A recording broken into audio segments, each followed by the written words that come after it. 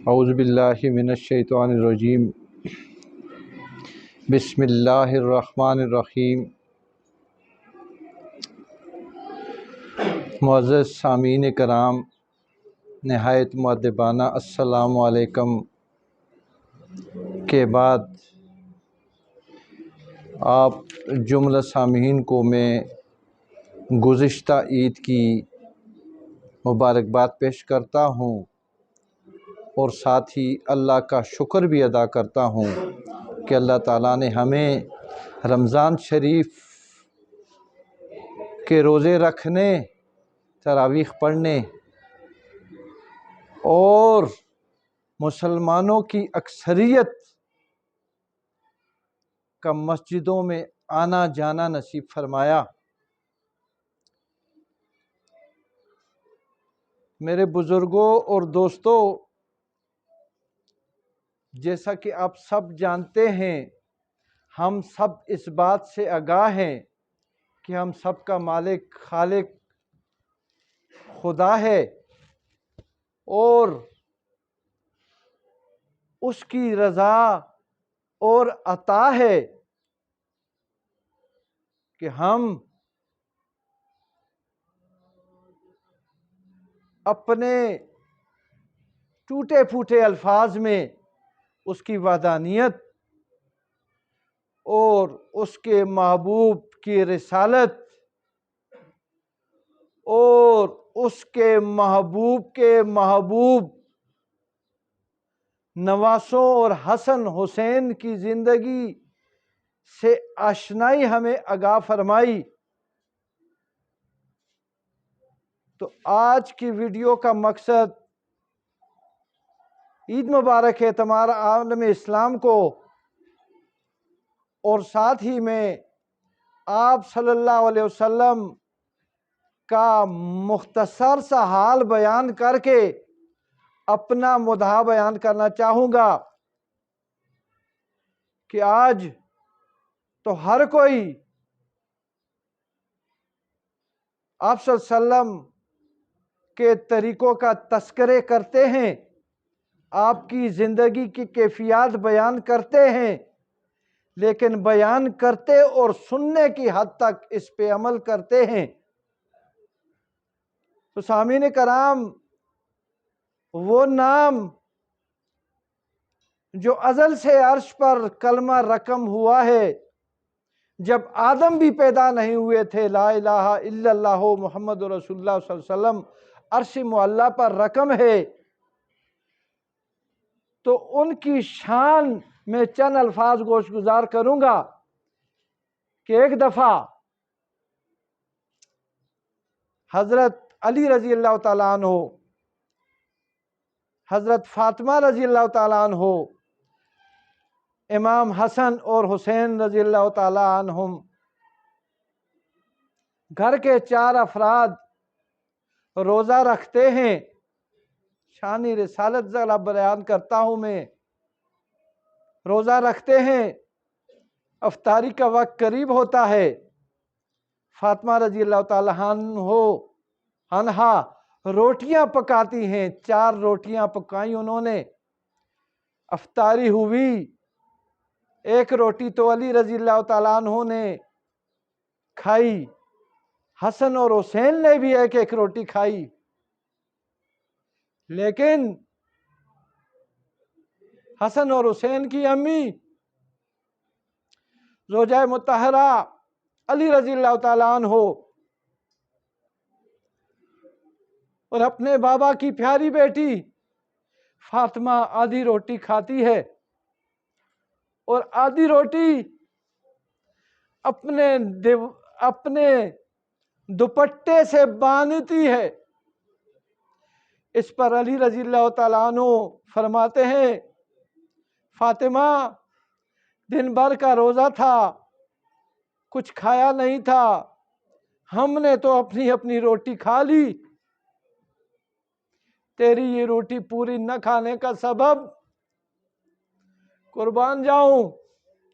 فاطمہ بولتی ہیں، توجہ فرمائیں، ان کی شان جن کے سبب یہ دونوں جہان بنے۔ फातिमा फरमाती हैं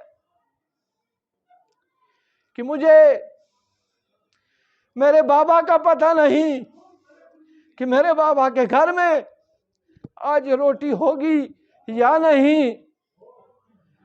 तो मेरे दोस्तों, मेरे बुजुर्गों, उनके तस्करे तो करते हो, उनका हाल भी सुनो और उनकी इस आजिज़ी से सबक सीखो।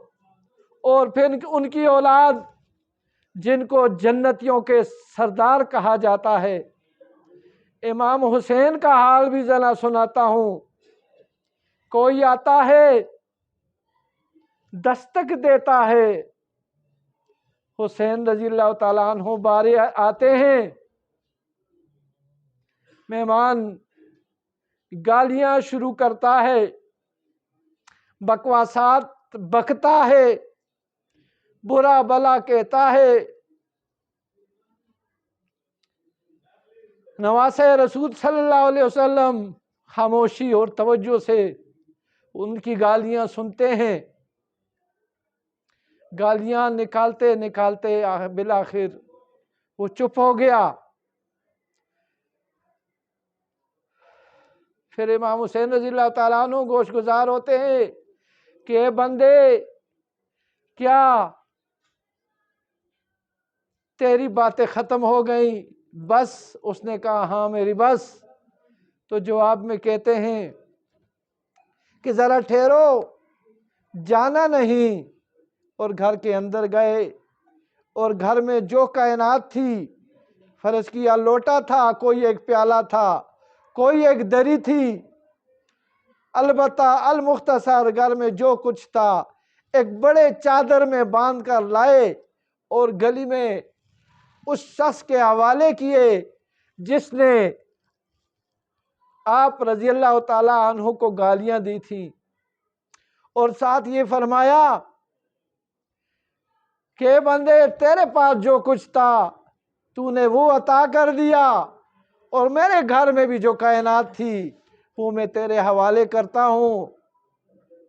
तो सामीन कराम, आज दुनिया में फितना जोरों पर है और भाई भाई का दुश्मन है। और क्यों है? इस सिलसिले में भी सरकार की एक हदीस गोश गुजार करता हूँ। आप सल्लल्लाहु अलैहि वसल्लम ने आज से 1400-1500 साल पहले से ही एक एक छोटी छोटी बात बताकर आज की दुनिया के मुसलमानों को राह रास्त सिखाया, राह रास्त बताया। तो किसी जंग से या किसी सफ़र से वापसी पर सहाबा कराम के हमरा आप सल्लल्लाहु अलैहि वसल्लम तशरीफ़ ला रहे हैं। रास्ते में कहीं कोई जानवर मुर्दा हालत में पड़ा और उस पर कौवे, कुत्ते, वहशी जानवर, रंग बरंगे जानवर उसको खाने में मसरूफ़ हैं। हमारे नबी, आपके नबी, अल्लाह के प्यारे और मखलूक के दुलारे हज़रत मोहम्मद सल्लल्लाहु अलैहि वसल्लम ने उस मुर्दार चीज़ के दूर से खड़े होकर साहबा को फरमाया, अगर मैं आपको 2 दरहम दे दूं और ये कहूं कि जाकर इस मुर्दार जिसको अपनी ज़बान में हम तिरंगा कहते हैं उसके करीब जाकर बैठ जाओगे, 2 दरहम दूंगा। तो जवाब मिलता है, साहबे कराम यक ज़बान होकर कहते हैं, साहबे कराम यक ज़बान होकर कहते हैं कि या रसूल अल्लाह, वहाँ तो बदबू है, वहाँ तो हराम चीज़ है, उसके करीब वहाँ तो मक्खियाँ हैं, वहाँ मच्छर हैं, वहाँ जानवर हैं, हम तो इसके पास बैठना गवारा नहीं करेंगे। तो आप सल्लल्लाहु अलैहि वसल्लम ने उन सबको मुबारकबाद दी और कहा कि इसकी मिसाल इस दुनिया की है, इस दुनिया के माल मता की है, और इस पर जो लोग, जो जानवर लगे हुए हैं, खींच रहे हैं, खा रहे हैं, इनसे मुराद इन दुनियादारों की दी है। آپ صلی اللہ علیہ وسلم نے تو اپنی بات ختم کرتا ہوں اور اس پر ختم کرتا ہوں کہ ہمیں جنا اس رب نے ہے، ہمیں وہی فنا بھی دے گا اور فنا کے بعد وہی ہمیں اٹھائے گا بھی، اور اٹھانے کا بعد وہی میزان سجائے گا بھی، اور سجانے کے بعد وہی فیصلہ کرے گا بھی۔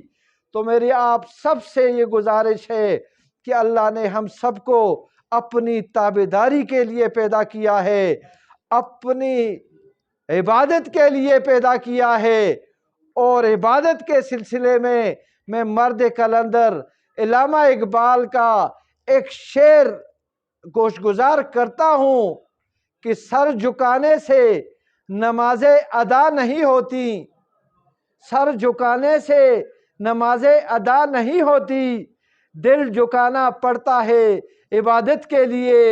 خدا کرے کہ ہمارا سر ہی نہ بلکہ ہمارا دل بھی رب کی طرف جھک جائے، تو پھر ہمارے دل میں اس رب کا آستانہ ہوگا، ہمارے دل کے قریب شیطان کا گزر بھی نہیں ہو سکتا۔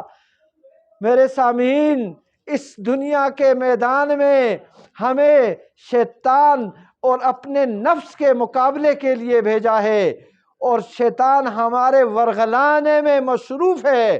اور اس کی بڑی افسوس کے ساتھ آخری بات کرتا ہوں کہ جب رمضان شریف کے روزے ختم ہوئے، مسجدیں بری تھیں، لیکن عید کے دن شیطان کھلا تھا، اور اب شیطان کو کھول دیا گیا ہے۔ وہ دنیا سارے لا الہ کے تذکرے تو کرتے ہیں، لیکن آج ہم انسانوں میں ایسے انسان بھی ہیں جو کہتے ہیں لا الہ الا اللہ، تو شیطان ان سے گوش گزار ہوتا ہے کہ اے بندے، خدا کے بندے، تو اس کا تو نہیں، تیرا الہ تو میں ہوں اب۔ کیوں؟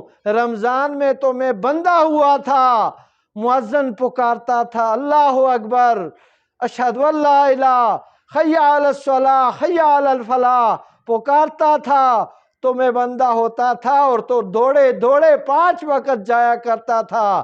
اب میں کھل گیا ہوں، آ جا میرے دوست، میرے سینے سے لگ جا، تو اس الہ کا ذکر نہ کر، اب تو اس الہ کے گھر جانا تیرا بند ہو گیا۔ لہٰذا خدا نہ کرے کہ شیطان ہم سے مخاطب ہو کہ کل تو جاتے تھے، آج جاؤ نہ تمہیں پتہ چلے۔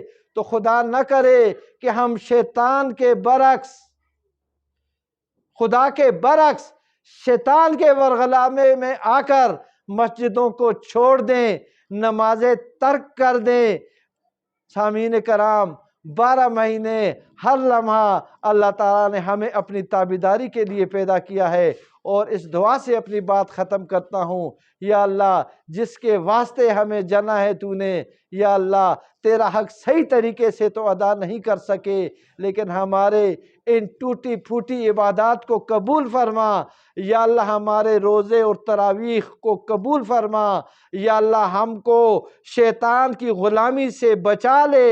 یا اللہ ہمیں اپنا بنا لے۔ یا اللہ جس طرح تو فرماتا ہے، تیرا فرمان ہے کہ جو میرے کاموں میں لگ جاتا ہے، تو اللہ فرماتا ہے میں اس کے کاموں میں لگ جاتا ہوں۔ یا اللہ ہم تیرے کام کرنا چاہتے ہیں، ہمیں اپنے کاموں میں لگا دے۔ یا اللہ ہمیں شیطان سے بچا لے۔ یا اللہ ہمیں گناہ سے بھی بچا لے۔ وما لینا الا البلاغ المبین۔ اللہم صلی علی محمد وعلی آل محمد کما صلیت علی ابراہیم وعلی آل ابراہیم انک حمید مجید۔ اللہم بارک علی محمد وعلی آل محمد کما بارکت علی ابراہیم وعلی آل ابراہیم انک حمید مجید۔ یا اللہ ہم جملہ سامعین کے والدین جو انتقال کر چکے ہیں، ان کی بخشش عطا فرما۔ یا اللہ جن کے زندہ ہیں، ان کی خدمت عطا فرما، ہم سے خدمت کی توفیق عطا فرما۔ یا اللہ ہمیں اپنے آباء و اجداد کو اپنی دعاؤں میں یاد فرمانے کی توفیق عطا فرما، کیونکہ نماز کے ممنوع وقت تو ہے، لیکن دعا کا کوئی ممنوع وقت نہیں۔ جس وقت چاہو، جب بھی چاہو، وہ دعا قبول کرتا ہے، اور وہ سنتا ہے۔ اس کی بڑی مثال کہ ایک کافر اپنے بت کو صنم کو یاد کرتا تھا اور صنم کر رہا تھا، غلطی سے اس کی زبان سے صمت کا لفظ نکلا، اللہ کی طرف سے جواب آیا لبیک میرے بندے مانگ۔ فرشتوں نے کہا اے خدایا یہ تیرا نام لینا نہیں چاہتا تھا، تو اللہ نے فرمایا تو فرشتوں پھر میرے اور صنم میں فرق کیا؟ جب ایک بار اس نے مجھے پکارا تو اللہ ایسے ہمارے پکاروں کے جوابات دیتا ہے، تو لہٰذا اللہ تعالیٰ کو پکارو، اس سے دعا مانگو، اس سے بخشش مانگو۔ اللہ تعالیٰ ہم سب کا حامی ناصر ہو۔ اللہم ربنا آتنا فی الدنیا حسنۃ